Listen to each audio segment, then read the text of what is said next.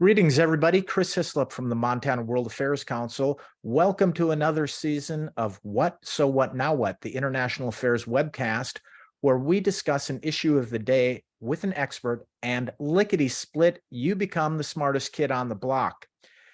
Spanish soccer star Jennifer Hermoso has accused Luis Rubiales, the president of the Spanish National Football Association, of a non-consensual kiss of the lips following the Spanish World Cup victory. Many in the soccer world are calling for Rubiales' resignation. The women's team is refusing to play until this is done. Rubiales is pushing back, and his mother's on a hunger strike in support of her son. Now, this has struck a deep chord in Spanish society and around the world, bringing forward questions of sexual harassment and the Me Too campaign in Spain. Here to help us understand the issue is Ana Nunez Sanchez, a water resources management specialist and Spanish football aficionado. While pursuing her PhD at the University of Amsterdam, she also comments on Spanish culture, politics, and football. Welcome, Ana. How are you? Hello, Chris. I'm fine. Thanks for having me. Ana, help us understand what's happening. What's happening right now is of seismic proportions in Spain. It's basically the equivalent, as you well said, of a Me Too movement in America. We had a man in a very high position of power delivering an unwanted kiss to one of his workers, and basically the backlash that ensued basically put in confrontation systems of power, and then the systems to dismantle this power and bring this man into a position of reckoning or justice. Ana, thanks for kind of setting us, in the right place, because a lot has been happening on this issue. There's a wide range of things that are coming out of the news here in America, from discussions with football associations to Rubiales' mother and so on. But really the core is this issue of sexual harassment and as you say, the Me Too campaign in Spain. Now, I understand broadly why this matters, but could you bring this to help our viewers understand, why does this matter particularly in Spain and to Spanish people? Because I think in this idea, very much as what happened in America with the Me Too, we are reckoning with our systems of power. In your guys' case, it was a very powerful industry, a very powerful man within that industry. In Spain, it just so happened to be football, which is at the core of our society, and also in an institution, a federation, which is of course a private institution that is a representation of those systems in place.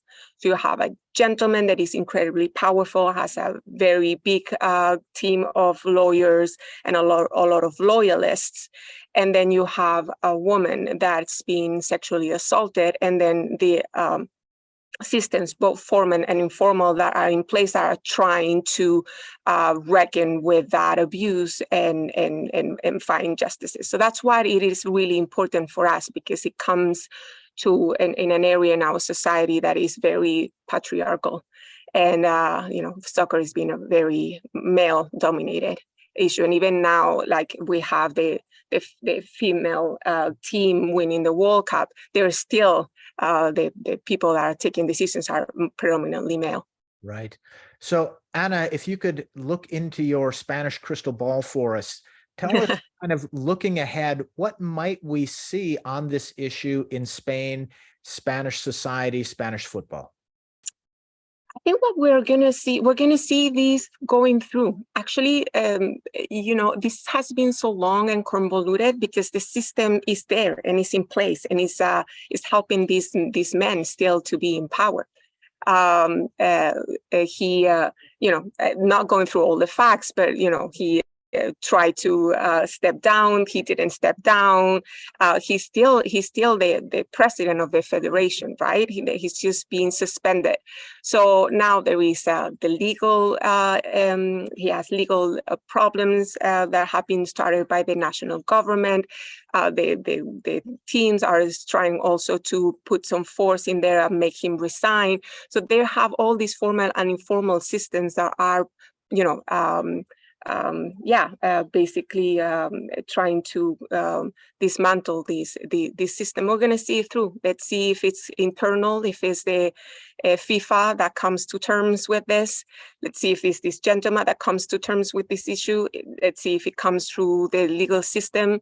Let's see if it comes through, the people in the street that are already, protesting.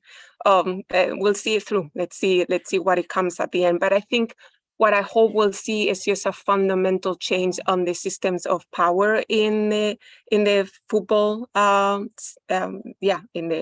in football in general, but also more particularly also a reckoning on these relationships of power, and also the way that these gentlemen reacted to all of this, which is it's the poster child of denial. Right. Well, Ana, thank you so much for helping us make sense of what is a complex but extremely important issue. So thank you for that. Let me quickly thank our very generous sponsors of this program, the Dennis and Phyllis Washington Foundation, Stockman Bank, and Allegiance, who help us bring this and so many more programs to you. Ana Nunez Sanchez, Spanish football aficionado, good friend.